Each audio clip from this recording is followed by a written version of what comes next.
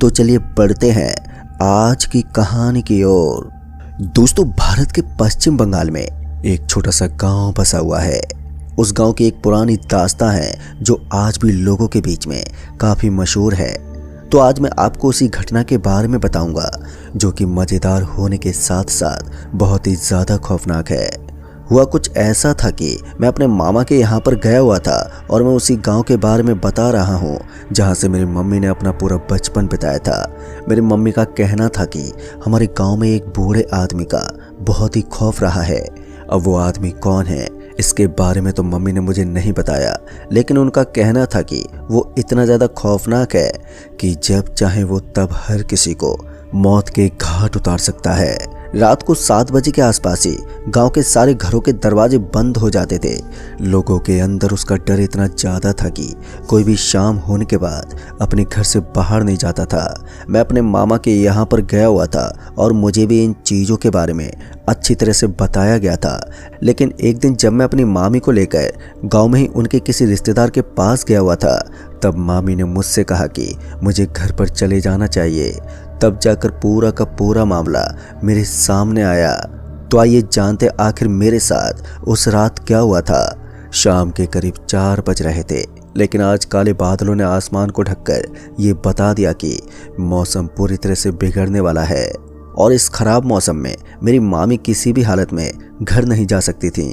इसलिए मुझे लगा कि मुझे यहाँ से निकलना चाहिए, क्योंकि मेरी मामी ने बताया था कि वो आज रात को यहीं पर ही ठहर सकती हैं। इसलिए समय रहते ही मैं वहाँ से निकल गया और मामा जी के घर की तरफ बढ़ गया। मामा जी का घर यहाँ से करीब 3 किलोमीटर था और मेरे पास मेरे मामा जी का स्कूटर था। तभी मैंने सोचा कि इस बढ़िया मौसम में एक सिगरेट पीने का स्वाद तो लेना ही चाहिए। इसलिए मैं वहाँ से तुरंत ही दुकान पर चला गया। तभी मैंने देखा कि वहाँ पर अनुराग ठाकुर भी था, जो पहले से ही मेरा काफ़ी अच्छा दोस्त रहा था। जैसे मेरी उससे मुलाकात हुई तो मेरी तो खुशी का कोई ठिकाना ही नहीं रहा। उसके बाद मैं अनुराग के साथ सिगरेट पीने के लिए चल दिया। हम दोनों गांव में थोड़ा दूर गए थे और एक पेड़ के नीचे वहाँ पर जाकर सिगरेट पीने लगे। तभी हमें ऐसा लगा जैसे कि कोई ग्वाला अपने सारे जानवरों को लेकर वहाँ से गुजर रहा था। पहले तो हमने ध्यान नहीं दिया, लेकिन फिर हमें आवाज़ आई, अरे ओ बच्चों, यहाँ पर क्या कर रहे हो। जैसे हमने उस तरफ देखा तो हमने पाया कि सर पर पगड़ी बांधे हमें एक बूढ़ा सा आदमी नजर आ रहा था। और उस आदमी को देखकर मैंने उससे कहा, अरे नाना जी कुछ नहीं, वो हम अपने किसी दोस्त की तलाश कर रहे हैं, वो आता ही होगा। हमारी बात को सुनकर उसने कहा, लगता नहीं है तुम लोग किसी का इंतजार कर रहे हो। फिर वो हमारी तरफ बढ़ने लगा। मैंने सिगरेट को तो छुपा लिया था, लेकिन शायद उस आदमी को यह एहसास हो गया था कि मैं यहाँ पर बैठकर सिगरेट पी रहा हूँ। इसलिए वो सीधा मेरे पास आया और उसने कहा, चलो अपना हाथ दिखाओ। ये बोलते मुझे थोड़ा गुस्सा आ गया और मैंने कहा, आपको क्या मतलब, हम यहाँ पर कुछ भी करें। इतना बोलते ही जब मैंने अपने दोस्त अनुराग की तरफ देखा तो मैंने पाया कि वो ऊपर से लेकर नीचे तक पूरा कपकपा रहा था। उसके पूरे बदन में सनसनी मची हुई थी। डर की वजह से उसकी हालत खराब हो गई थी। तभी मैंने अनुराग से कहा, अरे भाई क्या हुआ तुझे, तू इस तरह से डरा हुआ क्यों है। तो उसने उस आदमी की तरफ इशारा किया, पर जैसे इस बार मैंने सामने की ओर देखा तो मुझे तो अपनी आंखों के ऊपर विश्वास ही नहीं हो रहा था। दरअसल मुझे सामने की तरफ जो आदमी कुछ देर पहले ही नजर आ रहा था, अब वो वहां से गायब हो चुका था। उस आदमी का इस तरह गायब होना और मेरे दोस्त अनुराग का इस तरह डर जाना, इन दोनों बातों में कुछ तो जोड़ था। इससे पहले कि मैं अनुराग से कुछ पूछ पाता कि अचानक मेरे गाल पर एक बहुत ही जोर का थप्पड़ लगा, जिस वजह से मेरे कान में एक बार के लिए सीटी बजने लगी और साथ ही मेरी आंखों के सामने बिजली सी रौंद गई। मुझे कुछ नजर नहीं आ रहा था। उसके बाद मैं एकदम से नीचे गिर पड़ा और हल्की हल्की बारिश की वजह से मेरे कपड़े भी पूरी मिट्टी में सन गए थे। फिर जब मेरी आंख खुली तो मैंने देखा कि मैं कीचड़ में सना हुआ था। मेरे ही बगल में मेरा दोस्त अनुराग भी नीचे गिरा हुआ था और हम दोनों की हालत बहुत ही ज़्यादा खराब हो गई थी। फिर उसके बाद मैंने किसी तरह से अपने दोस्त अनुराग को उठाया और जैसे वो उठा तो ना जाने क्यों लेकिन उसके चेहरे पर अलग से भाव थे। वो घबराया हुआ था। तभी मैंने अनुराग से कहा, अरे भाई तुझे क्या हुआ, तू इस तरह से डरा हुआ क्यों है। मेरी बात सुनते अनुराग ने कहा, अरे तूने देखा नहीं वो बूढ़ा आदमी। उस बूढ़े आदमी का नाम सुनते ही मैं फिर से चौकन्ना हो गया। तभी अनुराग ने बताया कि वो कोई नॉर्मल इंसान नहीं था, बल्कि वो एक भूत था जिसका खौफ हमारे गांव में सालों से बरकरार है। अब वो हम दोनों को इतनी आसानी से नहीं छोड़ने वाला। खासकर वो उन लोगों के प्रति बहुत ज़्यादा भड़क जाता है जो लोग गलत काम करते हैं या फिर नशा वगैरह करते हैं। दोस्तों, उसकी बात सुनकर मैं उलझन में पड़ गया था, क्योंकि जिस तरह का हादसा मेरे साथ अब हुआ था उससे तो ये बात बिल्कुल साफ थी कि अब हम दोनों के साथ भी बहुत ही बुरा होने वाला है। फिर मैंने अनुराग को कहा, लेकिन भाई उस बूढ़े आदमी से बचने का कोई तो रास्ता होगा। तो अनुराग ने बताया कि एक ही रास्ता है, हमें रात को उसके घर जाना होगा और उसके ही घर का दरवाज़ा खटखटाकर हमें उससे माफ़ी मांगनी होगी। अगर उसने हमें माफ़ कर दिया तो हम दोनों खतरे से बाहर हो जाएंगे, लेकिन अगर उसने हमें माफ़ नहीं किया तो हम दोनों बुरी तरह से फंस जाएंगे। और हाँ, अगर हम रात को उसके घर भी नहीं गए तो भी हम दोनों का मरना तो बिल्कुल पक्का है। इसलिए अब सोच लो कि हम दोनों को क्या करना चाहिए। अनुराग की बाकी बातें तो सब ठीक थी, लेकिन मुझे ये समझ में नहीं आ रहा था कि आखिर उस आदमी का घर होगा कहाँ। इसलिए मैंने अनुराग से कहा, लेकिन भाई उस बूढ़े आदमी का घर कहाँ पर है? मैंने तो सुना है कि वो एक पिशाच है।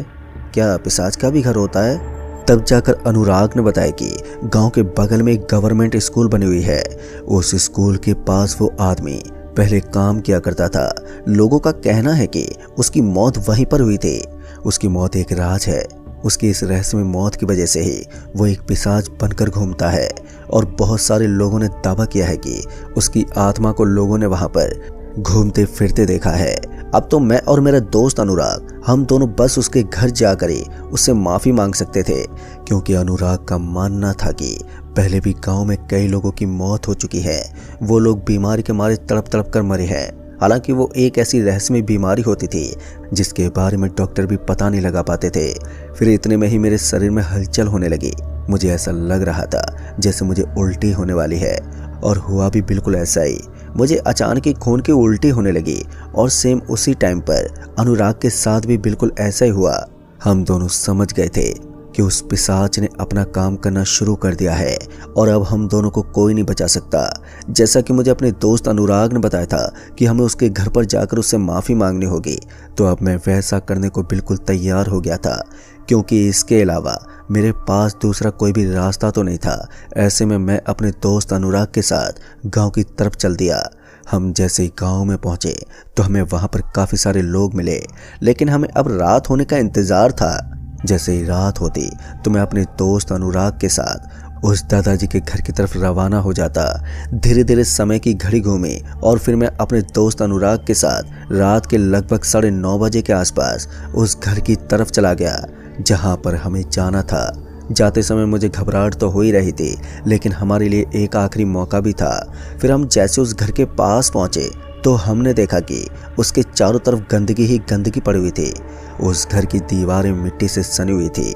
जैसा कि लोगों ने बताया था, वो घर बिल्कुल वैसा ही था, दिखने में बेहद ही डरावना। चारों तरफ सूखे पेड़ और खाली वीरान पड़ी जगह। दूसरी तरफ शायद मुझे मेरे घर वाले भी ढूंढ रहे थे, लेकिन मैं आज घर से गायब होकर यहाँ तक पहुँच गया था। अब जब मैं अपनी ज़िंदगी और मौत से लड़ ही रहा था तो मैंने तय किया कि अब हमें जल्द से जल्द इस घर के अंदर जाना चाहिए।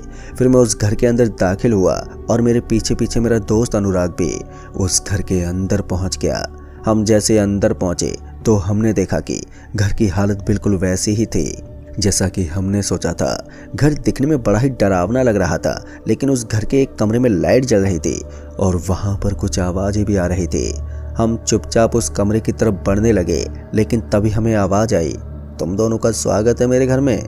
ये सुनते ही हमारे दिल की धड़कनें काफ़ी तेज होने लगी और तभी उस घर की सारी लाइटें एकदम से ऑन हो गई। फिर हमने देखा कि जो घर में 1 मिनट पहले कचरे से भरा हुआ लग रहा था, अब वो घर चमक रहा था। उस घर की अलग अलग दीवारों के ऊपर लाल रंग की लाइट जल रही थी। फिर उसके बाद हमने देखा कि उस घर के अंदर एक टेबल भी बनी हुई थी और उसके बगल में एक कुर्सी भी थी। उसी के ऊपर वो आदमी बैठा हुआ था। उसने सफ़ेद रंग का कुर्ता पाजामा पहन रखा था। फिर वो हमारी तरफ पलटा तो उसका हुलिया देखकर इस बात को समझने में हमें ज़्यादा समय नहीं लगा कि ये वही आदमी है जो हमें थोड़ी देर पहले ही मिला था। उसके बाद उस समय डर के मारे मेरी हालत तो खराब हो गई थी, लेकिन फिर मैंने हिम्मत करके उस आदमी को कहा, बीरबल नाना जी, हमने आपका क्या बिगाड़ा है जो आप हमारी जान लेने पर तुल गए हैं। मेरी बात सुनकर उस आदमी ने मेरी तरफ मुस्कुराते हुए कहा, तुम लोगों ने मेरा बिगाड़ा तो बहुत कुछ है, लेकिन बच्चे हो इसलिए मैं तुम दोनों को तुम्हारी जान बचाने का एक उपाय बता सकता हूँ। ये तुम्हारी जिंदगी का आखिरी मौका होगा। दोस्तों, फिर उसके बाद उस आदमी ने अपने हाथ से एक इशारा किया और इशारा पाते ही जब हमने दूसरी साइड में देखा तो हमने पाया कि वहां पर एक टेबल रखी हुई थी और उस टेबल के ऊपर एक किताब रखी हुई थी। वो किताब देखने में जितनी अजीब थी वो उतनी ही रहस्यों से भरी हुई थी। फिर उस आदमी ने कहा, मेरे आज तक के रिकॉर्ड में कोई भी मेरे घर की दहलीज से बाहर नहीं जा पाया, लेकिन आज तुम दोनों पहले ऐसे शख्स हो जो अपनी जान बचाकर यहाँ से वापस जा रहे हो। लेकिन एक बात का ख्याल रखना, तुम लोगों ने अगर इस किताब के पूरे पड़ाव को पार नहीं किया तो तुम दोनों एक झटके में खत्म हो जाओगे। तुम्हारे ऊपर मैं इतना रहम जरूर करूंगा कि तुम्हारी मौत तड़प तड़प कर नहीं, एक झटके में ही हो जाएगी। उस आदमी की बात सुनकर हमें हल्की फुल्की राहत तो मिल रही थी और दूसरी तरफ हमें ऐसा लग रहा था कि हम इस किताब के पड़ाव को पार कर पाएंगे या फिर नहीं। फिर उसके बाद अनुराग ने मुझे वहां से बाहर निकलने का इशारा किया और फिर हम दोनों वहां से बाहर आने लगे। तभी उस आदमी ने कहा, याद रखना बच्चों, सोच समझ कर ही दरवाजा चुनना है। उस आदमी के इतना कहते ही वहां चारों तरफ अंधेरा पसर गया। उसके बाद हमें लगा कि अब हमें इस अंधेरे में इस घर से बाहर निकलना होगा। लेकिन तभी कुछ ऐसा हुआ जिसके बारे में मैंने अपने सपने में भी नहीं सोचा था। अचानक से वहां 3 दरवाजे खुल गए और एक दरवाजे के अंदर मुझे घोर अंधेरा नजर आ रहा था, तो दूसरे दरवाजे के अंदर हल्की सी रोशनी थी और तीसरे दरवाजे के अंदर मुझे एक काला सा साया नजर आ रहा था। अब मुझे समझ में नहीं आ रहा था कि इन तीनों दरवाजों में से कौन सा दरवाजा चुना जाए। फिर मुझे याद आया कि अभी उन बीरबल नाना जी ने मुझे कहा था कि सही दरवाजा चुनकर ही बाहर निकलना। शायद हमारा पड़ाव यहीं पर शुरू हो गया था। फिर मैंने वो पुस्तक निकाली, उसमें लगभग 3 पेज बने हुए थे। उनमें से पहले पेज पर यही था कि सबसे पहले हमारी मुलाकात 3 दरवाजों से होगी, उनमें से हमें सही दरवाजे को चुनना है। हमारा एक पड़ाव हमारी जिंदगी और मौत का सवाल था। उस किताब के अंदर भी 3 दरवाजे बने हुए थे और उन 3 दरवाजों के अंदर से अगर हमने गलती से गलत दरवाजे के अंदर कदम रख दिया तो फिर हमारी मौत हो जाती। अब हम दोनों के पास बहुत ही कम समय बचा था, क्योंकि उसके अंदर एक खतरा ये भी था कि हमें सिर्फ 2 मिनट के अंदर पहले पड़ाव को पार करना था। कहते हैं कि कभी कभी जो चीज़ आसान दिखती है वो सच में आसान नहीं होती। इस बार हमारा फैसला यही था कि हम हल्की रोशनी दिखने वाले दरवाजे को ही चुन लें। फिर उसके बाद हमने ज़्यादा नहीं सोचा और अपनी ज़िंदगी का दाव लगाकर उस दरवाजे के अंदर कदम रख दिया। और जैसे हमने उसके अंदर कदम रखा तो हमने देखा कि हम दोनों उस घर से बाहर निकल आए हैं। हम दोनों को चैन की सांस तो मिली, लेकिन अभी हमारे सामने लगभग 2 और मुश्किल पड़ाव थे जिनको पार करने में हमें बहुत ही मेहनत करनी थी। अगर हमने गलती से भी गलत कदम उठा लिया तो फिर समय से पहले हमारी मौत हो जाती। लेकिन हम ये नहीं जानते थे कि दूसरा पड़ाव हमारे लिए क्या होने वाला है और हमें किस तरह से उसके साथ पेश आना है। हमने पुस्तक निकाली और दूसरा पेज पलटा तो हमने देखा कि उसमें लिखा हुआ था कि हमें कुछ नहीं करना, बस अपने गांव की तरफ चलना है। हमारे सामने जो बाकी 2 पड़ाव हमको पार करने हैं वो भी जल्दी ही हमारे सामने प्रस्तुत होंगे। लेकिन दूसरे पड़ाव को हम देख पा रहे थे कि उसके अंदर एक कुआं बना हुआ था, एक ऐसा कुआं जिसके अंदर लावा भरा हुआ है। ये देखते हम दोनों की आंखें बड़ी बड़ी हो गई थी और उसके बाद हम दोनों ने देखा कि हमें सामने की तरफ एक गहरा कुआं नजर आ रहा था। ये वही कुआं था जो उस किताब के अंदर बना हुआ था।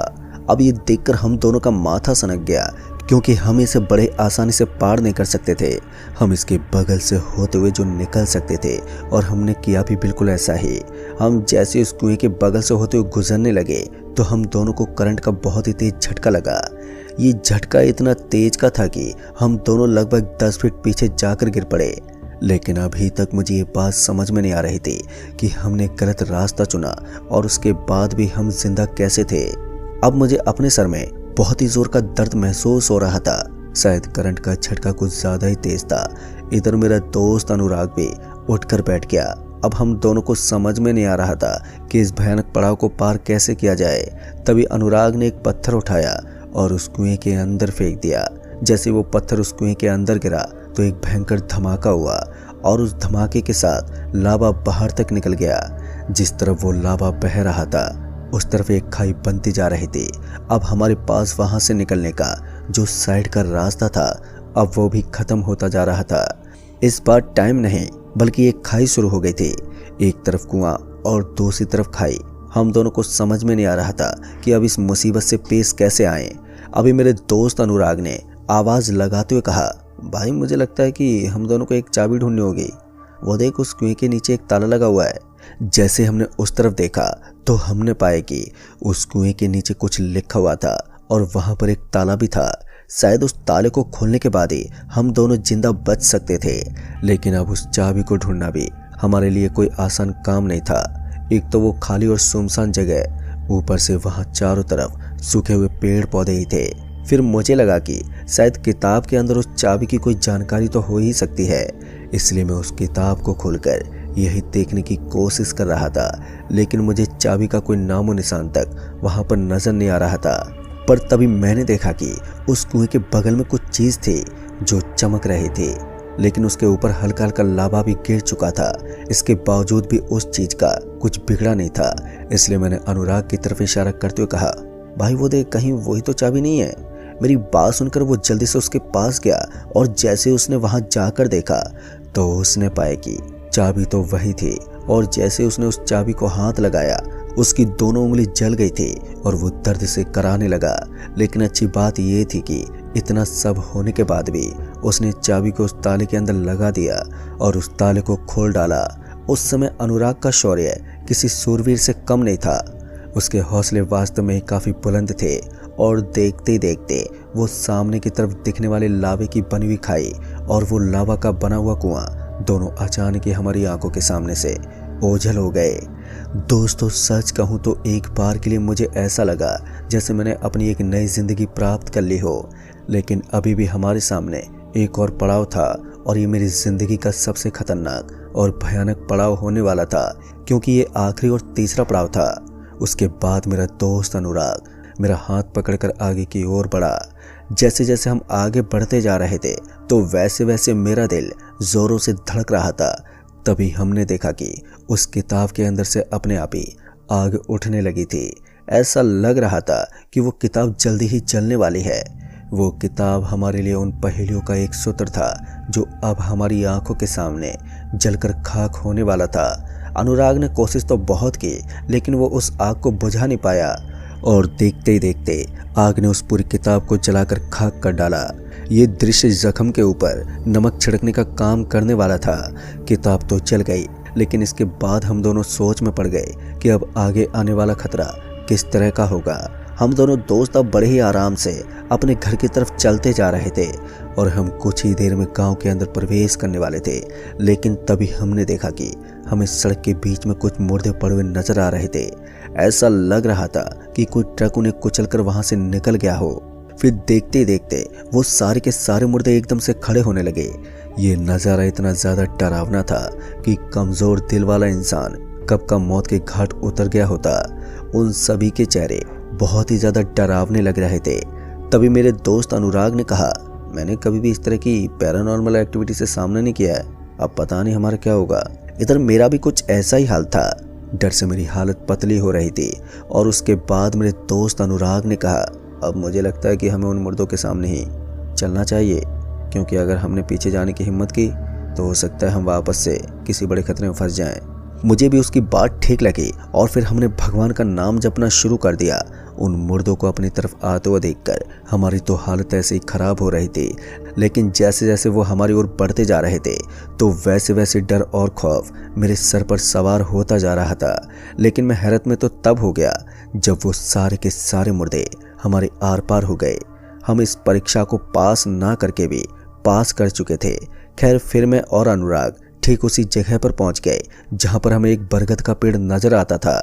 वहां पर पहुंचते ही हमें चैन की सांस मिली और हम दोनों को एहसास हो रहा था कि हम अपनी जिंदगी और मौत के खेल को खेलकर अब जीत चुके थे, जिस वजह से हमारे अंदर खुशी का एक अलग ही माहौल था।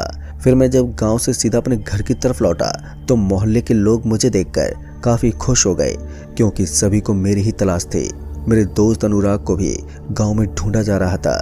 फिर मैंने पूरी की पूरी बात अपने मामा जी को बताई और मेरी बात को सुनने के बाद उन्हें मेरी बात पर विश्वास ही नहीं हुआ। लेकिन मामा जी समझ चुके थे कि सब हकीकत है। खैर दोस्तों, उसके बाद मामा जी ने मुझे अपने घर भेज दिया, मगर मैं बीरबल नाना जी की सच्चाई से रूबरू ही नहीं हो पाया। तो दोस्तों, इस कहानी में बस इतना ही। कहानी आपको पसंद आई हो तो वीडियो को लाइक शेयर कमेंट जरूर कर दें और साथ ही अगर चैनल पर नए हैं तो चैनल को भी सब्सक्राइब जरूर कर दें।